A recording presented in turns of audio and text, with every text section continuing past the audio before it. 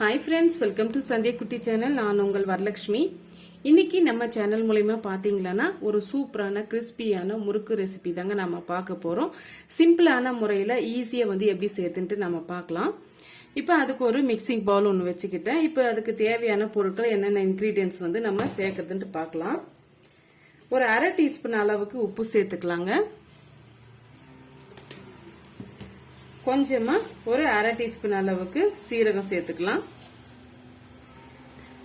சீரகம் கையால நல்லா நுணுக்கிட்டு சேர்த்துக்குங்க.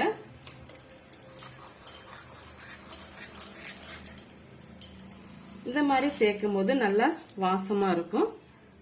சேர்த்தாச்சு. இப்ப இது கூடவே பாத்தீங்களா நம்ம அரிசி மாவு சேர்க்கறதுனால அந்த ஜீரணத்தன்மை வரத்துக்காக பெருங்காய தூள் சேர்த்துக்கலாங்க.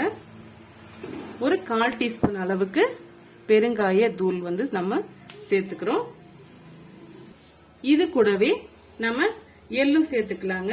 நான் கருப்பு எள்ளு நான் சேர்த்துக்கிறேன். 1 டீஸ்பூன் அளவுக்கு கருப்பு எள்ளு சேர்த்துக்கலாம். இது கூடவே ஒரு 1/4 டீஸ்பூன் அளவுக்கு ஓமம் நுணுக்கிட்டு சேர்த்துக்குங்க. நல்லா வாசமா இருக்கும். ஓமம் கூட ஒரு ஜீரணத்தன்மையை போக்கக்கூடியதுதான். சேர்த்தாச்சு. இப்ப இது கூட நம்ம அரிசி மாவு சேர்த்துக்கலாங்க. நான் 1/2 கிலோ அளவுக்கு அரிசி மாவு சேர்த்துக்கிறேன். இது வீட்டுல அரைச்ச மாவு தாங்க. நீங்க கடையில மாவு வாங்கின மாவா இருந்தாலும் பரவாயில்ல. அதுவும் நல்லாவே தான் முறுக்கு வரும். இப்ப இது கூட பாத்தீங்களா 50 ml அளவுக்கு நான் டால்டா உருக்கிட்டு எடுத்து வச்சிருக்கேங்க. அதை சேர்த்துக்கலாம். எனக்கு காய்ச்சி ஆற வச்சிருக்கேன். அப்படி உங்களுக்கு டால்டா சேர்க்கறதுக்கு விருப்பம் இல்லைன்னா நீங்க பட்டர் சேர்த்துக்கலாம். அப்படி இல்ல நெய் கூட சேர்த்துக்கலாம். சேர்த்துட்டு இப்ப இத நல்லா மிக்ஸ் பண்ணி கொடுத்துக்கலாம்.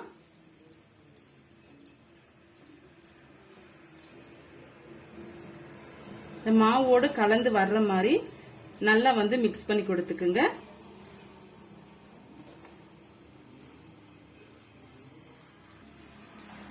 பாருங்க, இது போல நம்ம நல்லா பிசைஞ்சு எடுத்துக்கிட்டோம். இப்ப கொஞ்சம் கொஞ்சமா நம்ம தண்ணி சேர்த்து பிசைஞ்சு எடுத்துக்கலாம். இப்ப எண்ணெய் சேர்த்து நம்ம செய்யும் போது ஒரு பிடிப்பு ஒண்ணு வரணுங்க. அந்த மாதிரி இருக்கும் போதுதான் நல்ல ஒரு கிறிஸ்பியான முறுக்கு நமக்கு கிடைக்கும். பாருங்க, இந்த மாதிரி அழுத்தி பிடிக்கும் போது ஒரு பிடிப்பு வரணும். இப்ப கொஞ்சம் கொஞ்சமா நம்ம தண்ணி சேர்த்து பிசைஞ்சிக்கலாம்.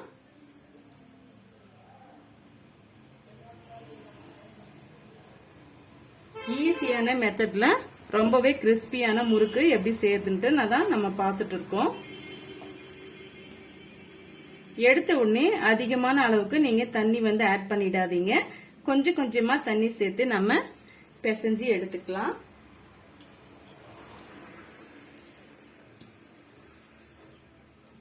பாருங்க, நம்ம தண்ணி சேர்த்து நல்லா பிசைஞ்சு எடுத்துக்கிட்டோம். இந்த அளவுக்கு நல்லா லூசா இருக்கணும்.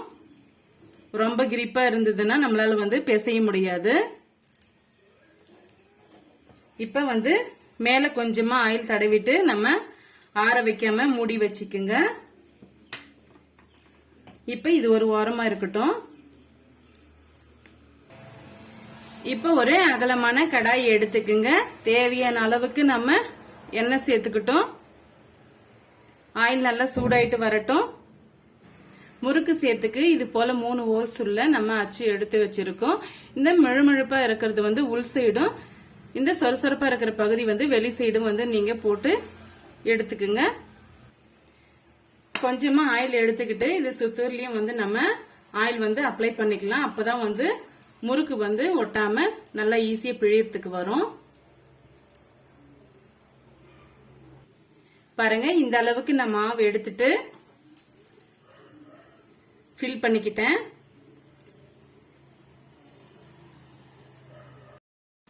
இது போல ஒரு பிளேட் எடுத்துக்கங்க. அதுல ஆயில் அப்ளை பண்ணிட்டு நம்ம பிழிஞ்சுக்கலாம்.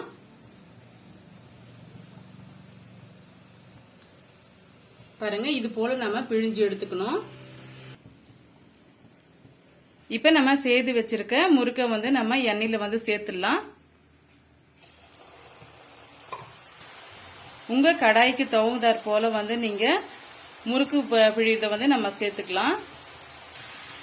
இப்ப நம்ம திருப்பி விட்டுக்கலாம்.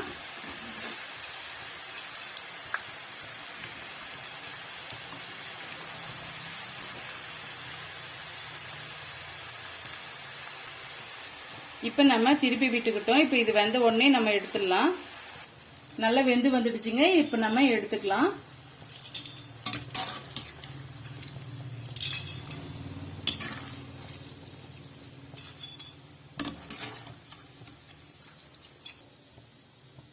பாருங்க நல்லா வந்து வெந்து வந்துடுச்சு.